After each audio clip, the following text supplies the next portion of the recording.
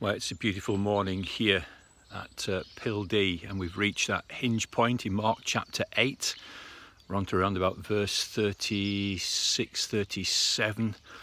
We've looked at identity, who is Jesus. Peter's got it right at last. You are the Christ. And then Christ has begun to explain for the first time clearly why he's come into the world. The disciples think he's come to set up a kingdom here and now, a physical one, to defeat the Romans. But no, Jesus says, I must die. And they don't get it. So here's the emphasis now, the death of Christ. He's come to die for the sins of the world.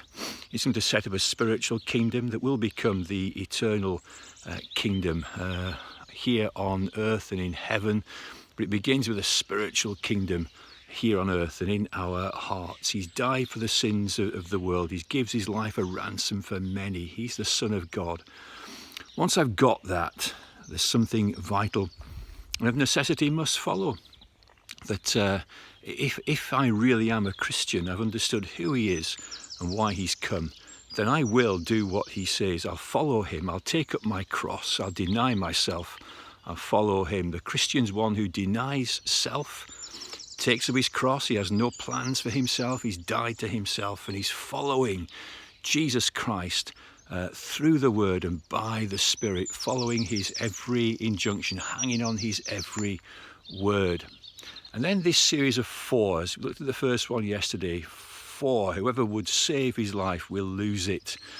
But whoever loses his life for my sake and the kingdom's will gain it to eternal life.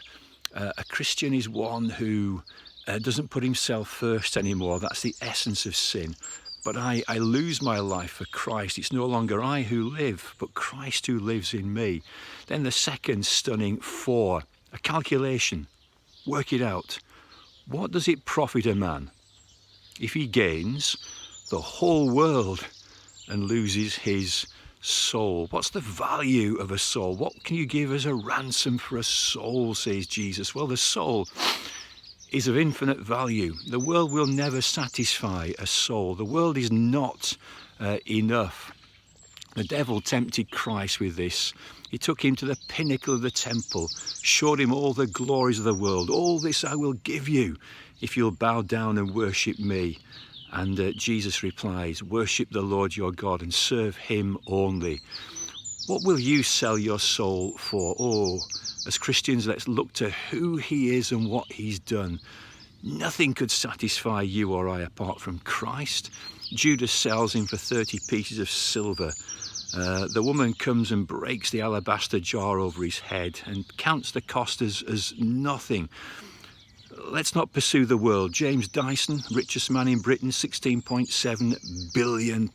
It's unimaginable, but that's a mere grain of sand on a seashore compared to the riches of the world. And then what's the world compared to the universe? The world's not enough. The universe isn't enough. What can satisfy my soul? Only Jesus Christ. He lived for me, he died for me, he rose again. Let's make it our aim always to pursue him, to feed on him, and to live for him.